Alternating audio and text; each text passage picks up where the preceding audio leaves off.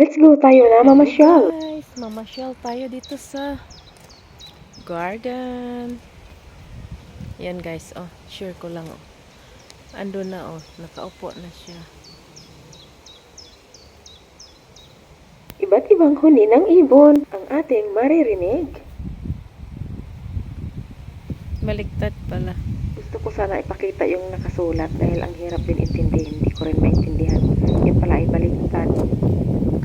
Hindi, wag na lang. Hindi, salamat. At ito, sinusubukan kong ipapakita yung daan na papunta doon sa dulo. At ayun, malinaw naman. At ngayon patuloy tayo. Ito na naman ipapakita ko yung kamay.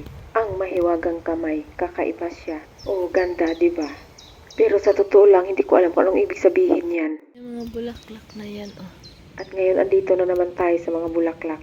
At ang mga yan ay kusang tumutubo kung saan-saan. Basta sa buwan ng Mayo ay iba-ibang bulaklak ang iyong makita sa paligid, iba-ibang kulay. Ang sabi ni Habi, ang tawag daw niyan ay Mother's Breath. Mama's Breath. Ay ewan, nabulol na ako. Delicious. At mayroon nga din palang upuan dito. Dahil kapag ikay pagod na sa kakalakad at pwede kang umupo muna dyan at magpapahinga at mag-enjoy sa huni ng mga ibon. Ay, salamat!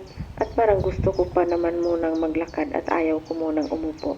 Gusto ko tuloy-tuloy ang lakad namin. Ay di salamat! At kasi naman gusto ko pang maglakad hanggang doon at para naman malayo-layo ang aming marating at marami ang aming mapupuntahan. O sige na, samahan nyo na akong mamasyal dito hanggang doon sa dulo. Tara na, let's go. Sige na, wag muna tayong umupo at itong puno ng kastanyas atin munang titigan at tingalain.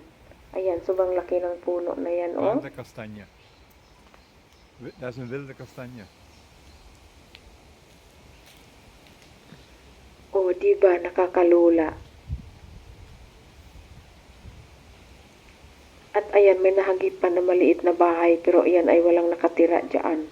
At iwan ko ba bakit pinatayo yung kubo na yan at wala namang tumira. Di ko rin alam. O sige, dito muna tayo sa puno ng kastanyas. Atin munang titigan hanggang sa tayo ay magsawa sa kakatitig. O di salamat.